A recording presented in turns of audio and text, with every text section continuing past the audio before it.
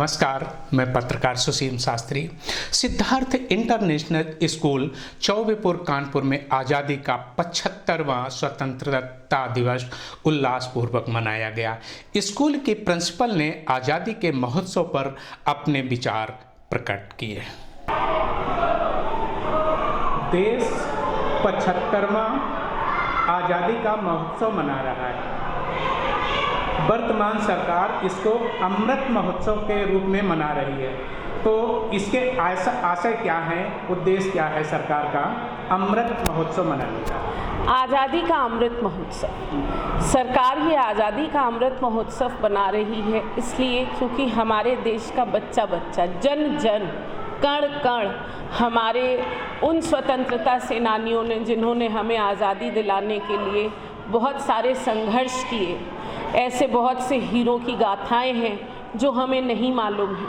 हमारे अंदर धर्म से ऊपर बढ़ कर के देश भावना की जो एक मिसाल है, एक मशाल जो हमारे अंदर जलनी चाहिए, उस चीज़ को, उस देशभक्ति को ओतप्रोत करने के लिए हर घर तिरंगा अभियान चलाया है सरकार ने।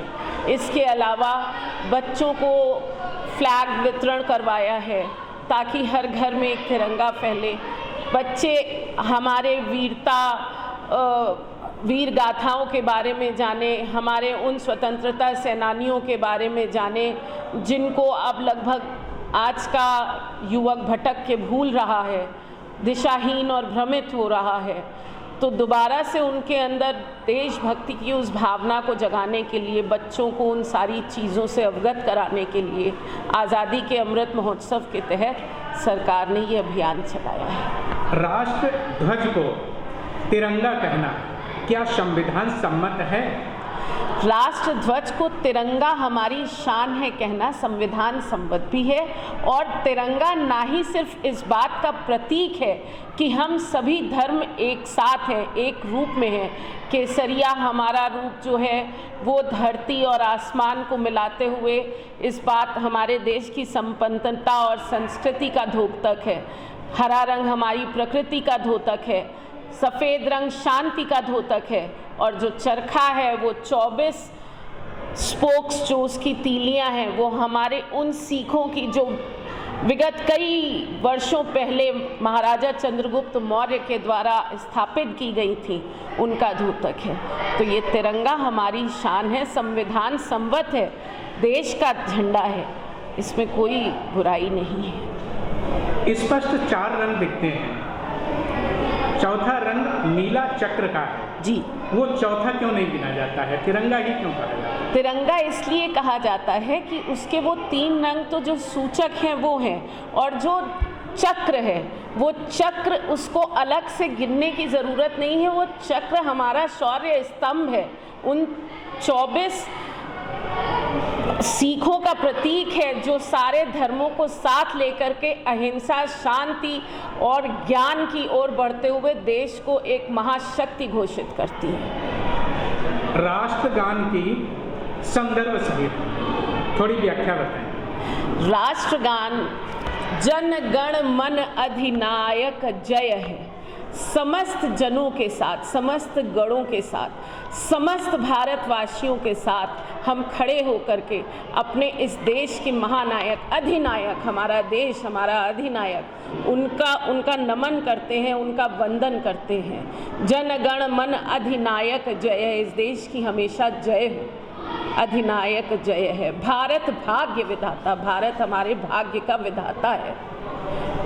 उसके बाद हमारी समस्त नदियों का वर्णन आता है कि ये समस्त नदियाँ, ये प्रकृति, ये सब हमारे भारत के संस्कृति हैं, विरासत हैं जो इसको बढ़ाती हैं। जनगण मन अधिनायक जय है, भारत भाग्य विधाता।